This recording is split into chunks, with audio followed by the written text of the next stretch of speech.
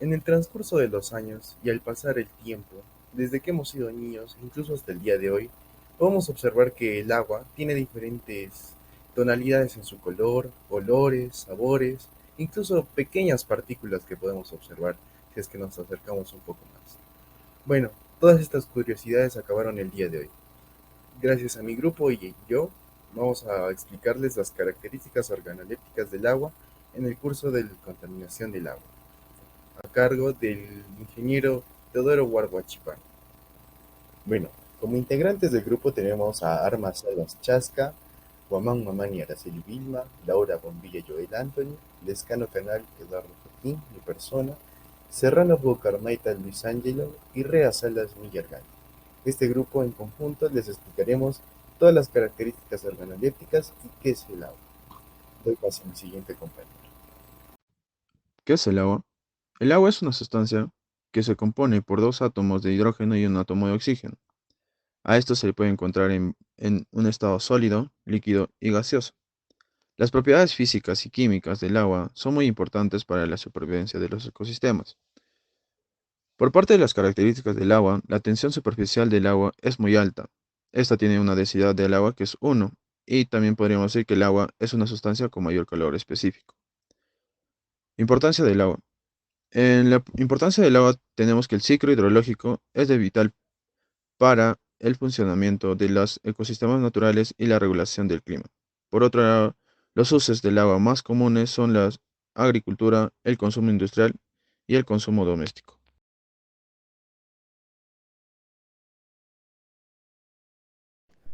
Continuando con la exposición, ahora yo les voy a hablar sobre la temperatura. La percepción como tal de la temperatura en el agua es una de las características organolépticas más importantes tanto para los seres humanos como para otros animales.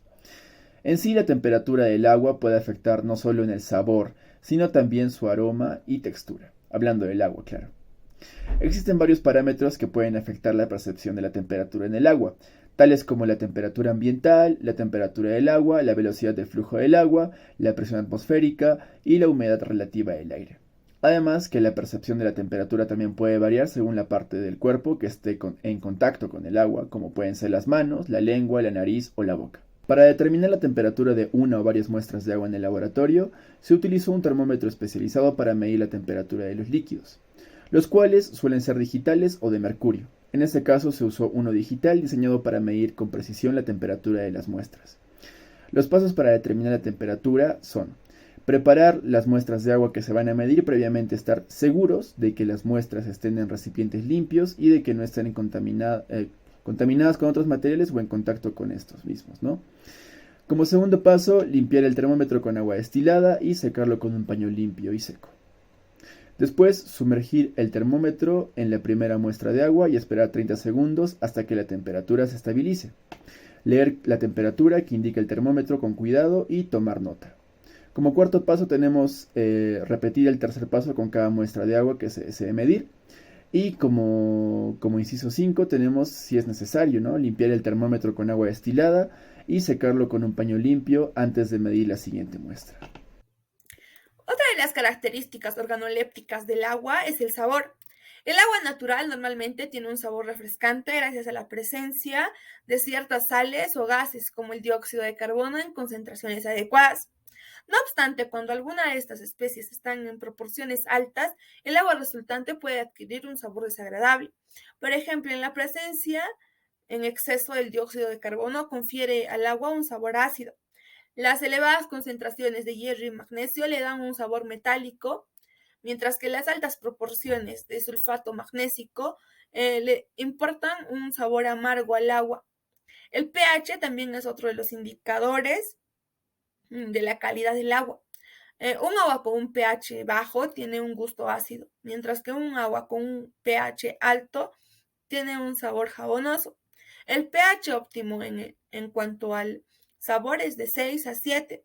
Los compuestos orgánicos también suelen impartir sabores característicos al agua y muchas veces el sabor desagradable aparece en concentraciones inferiores al límite de toxicidad. Los fenoles y los correspondientes compuestos dorados generados en procesos de depuración con el cloro le dan al agua un gusto muy característico. También como las otras sustancias que confieren al sabor desagradable al agua son los surfactantes, los alcoholes, los ésteres, los ácidos grasos, los aldehídos. Buenos días con todos, yo les voy a hablar acerca de una propiedad organoléptica que es acerca del olor del agua. Bueno, el agua no tiene tendencia a producir sensaciones olfativas a las personas, pues esta es, en otras palabras, inodora. Pues el agua puede utilizarse para describir de manera cualitativamente esta propiedad para ver su calidad, el estado, la procedencia u contenido de este parámetro organoléptico. Bueno, para determinación del olor se hace con un límite de umbral del olor, que cuál es la máxima del agua inodora para ser susceptible su olor. No existe una concentración absoluta del olor del umbral debido a su variación inherente a la capacidad olfativa individual. En sí es un tanto complicado determinar este parámetro, es más acerca de la sensación que nosotros tenemos al oler el agua, si es un olor fétido así. Tenemos diferentes tipos de olores, que son tipo de agua incoloro, que son aguas dulces y frescas, o por ejemplo olores metálicos, sulfuros, olor a vegetal, pico, olor a pescado. Bueno, según un estudio que se hizo por Jason Castro de la Universidad Bates y Chakra Chunebutla de la Universidad de Pittsburgh, se encontraron que mediante 114 olores, o sea, percepción de olores mediante un modelo de percepciones olfativas de computarizadas, se podría decir, que se encontraron 10 categorías. Dentro de ellas la fragante o floral, leñoso, riñoso, frutal, no cítrico, químico, mentolado o refrescante, dulce, quemado, ahumado, cítrico, podrido, acre o rancio. Bueno, eso sería todo por mi parte. Siguiendo con la exposición, tenemos el color. Es uno de los parámetros organolépticos que indica la calidad del agua. Como sabemos desde la escuela, que el agua es inodora, lo cual el color aumenta la sospecha del usuario sobre la existencia de materia indeseable. Esto se debe a la absorción selectiva de la luz. Como sabemos, el color es de estado puro, el agua no tiene color, es decir, que las aguas superficiales se pueden considerar coloreadas, ya que es presencia de materia pigmentada en suspensión. En sus características, el color aparente, que es distinto al color real, en la matriz producido por una sustancia en suspensión, o sea que el color real es causado por extractos orgánicos o vegetales coloidales. Continuando, tenemos riesgos para la salud. Bien, no permite el paso de la luz para el desarrollo de la biodiversidad. Su presencia indicaría ineficiencia en el tratamiento de aguas y de la integridad del sistema de distribución. Un método de análisis son para determinar el color mediante los métodos actuales aceptados. Es necesario eliminar turbidez antes de proceder el análisis. Tenemos dos métodos que son utilizados, un método de comparación visual y el método espectrofotométrico. La turbidez es una de las características organolépticas del agua. Esta, al igual que las demás, pueden ser percibidas por los sentidos del hombre. En este caso, gracias al sentido de la vista, podemos distinguir o diferenciar un agua opaca de un agua clara. Esto nos daría el nivel de turbidez. La turbidez, en ese entender, es una medida óptica que indica la presencia de partículas suspendidas en el agua. Y esta es producida por partículas en suspensión como arcillas, materias orgánicas e inorgánicas finamente divididas. Estas partículas suspendidas absorben la luz, haciendo que el agua tenga un aspecto opaco, causando resistencia a la transmisión de la luz en el agua. ¿Cuáles son las características para determinar la turbidez? Cuando hay elevados niveles de turbiedad en el agua, estos pueden proteger a microorganismos de la desinfección y estimulan la proliferación de bacterias. También la turbidez se utiliza para indicar la calidad del agua y la eficiencia de la filtración, y así podemos determinar presencia de microorganismos que provoquen enfermedades. Los riesgos de tener un agua turbia suelen asociarse a altos niveles de microorganismos como virus, parásitos y bacterias. ¿Cómo podemos analizar la turbiedad o cómo podemos tener métodos de análisis? Uno de ellos es el método nefelométrico, que es expresado en UNTs o unidades nefelométricas de turbidez. También tenemos el disco Secchi, que es un indicador de profundidad y solamente se puede usar en cuerpos de agua profundas, ya que este disco se sumerge en el agua y cuando ya no se puede visibilizar es que nos da un nivel de turbiedad. Además hay las concentraciones establecidas por guías internacionales. Según la OMS dice que el agua apta para consumo humano no debe sobrepasar los 5 UNTs o unidades nefelométricas de turbidez.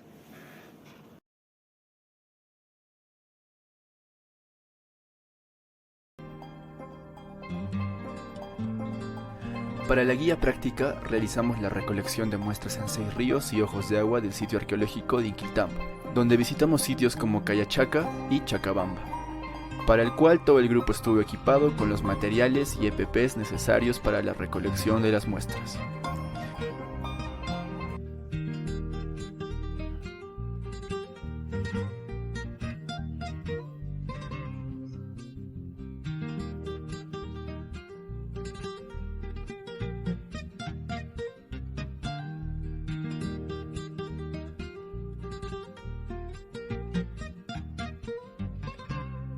Una vez concluido el trabajo de campo, nos dirigimos al laboratorio para hacer la medición de las propiedades organolépticas de las muestras. Primero enjuagamos los vasos precipitados y tubos de ensayo con agua destilada, para posteriormente colocar el agua de cada una de nuestras muestras en los vasos precipitados para su posterior análisis. Buenos días, profe, compañeros todos.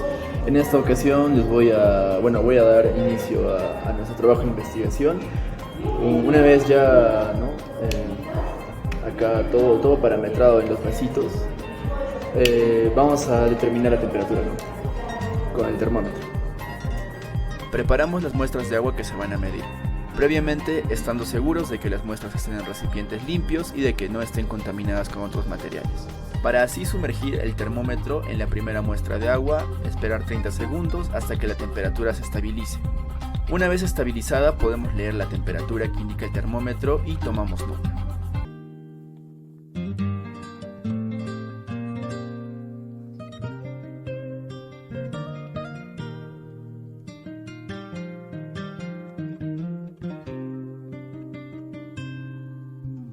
En los resultados en cuanto a la turbidez se tomaron 6 muestras en el sector de Inquiltambo. La primera en la cuenca baja, que nos dio un parámetro de 0,07 unidades nefelométricas de turbidez. La segunda muestra se tomó en el manantial 1 de los andenes del Inquiltambo, que nos dio un parámetro de 0,14 unidades nefelométricas de turbidez. La muestra 3 se tomó en el manantial 2 de los andenes, dándonos un parámetro de 0,08 unidades nefelométricas de turbidez. Después fuimos a la asociación Huertos, en el sector de Inquiltambo, la que nos dio un parámetro de 32,78 unidades nefelométricas de turbidez. Nuestra muestra 5 fue tomada en Cayachaca, la cual nos dio un parámetro de 2,07 unidades nefelométricas de turbidez, y la última muestra fue tomada en Chacabamba, en un lugar bofedal, la cual nos dio 134 unidades nefelométricas de turbidez. Recordemos que para el consumo humano la OMS recomienda un parámetro máximo de 5 unidades nefelométricas de turbidez. Olor. En un hipotético caso que exista que las muestras tengan olor, estas van un poco más de la mano con el color y sabor. En nuestras muestras no pudimos obtener casi ninguna con color, solo la última, la que podemos ver en imágenes. Se toma un hecho que el olor no tiene un valor absoluto, Para hacer una prueba se utiliza la comparación mediante calentamiento de las muestras a 40 grados, haciendo que se vaporice estas y salgan olores y así tengamos datos del olor del agua. Bueno, según las muestras que tenemos no percibimos ningún tipo de olor de manera sensorial, llegando a la conclusión de que estas aguas, por más de que tengan un color, por ejemplo esta última, son inodoras. Color. Para determinar el color del agua existen dos métodos, por comparación visual y por método de espectrofotométrico, en el cual nosotros hemos usado el primero, que se basa en comparar las muestras con soluciones coloreadas. El color real del agua natural es el que representa cuando se ha eliminado la turbidez, siendo principalmente causado por materiales húmicos coloidales. Por el contrario, el color aparente es determinado directamente en la muestra original. Es debido a la existencia de sólidos en suspensión. Y en nuestras muestras obtenidas, las 5 primeras son inodoros claros, y excepto del último, que por las partículas de la tierra toma ese color. Para determinar el sabor de nuestras muestras de las 6 aguas, vamos a tener como un indicador que es el pH, y según esto, observando los resultados de nuestras 6 muestras, podemos llegar a la conclusión de que nuestra muestra 2, 3 y 6 están dentro del pH óptimo, que es de 6 a 7, y también el sabor de este sería un tanto ácida, mientras que en las muestras 1, 4 y 5 podemos observar que nos dan un pH un poco mayor al óptimo, por lo que este tendría un sabor jabonoso.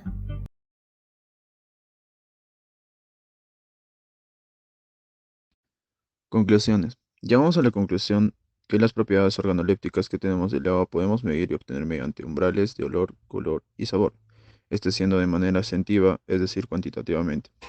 Tenemos que las propiedades organolépticas del agua, las que se pueden medir son la temperatura y turbidez. Por otro lado, al hacer el estudio con el azul de metileno, tenemos que mediante este podemos ver si llega a decolorarse con el fin de ver si el agua de Iquiltambo está contaminada.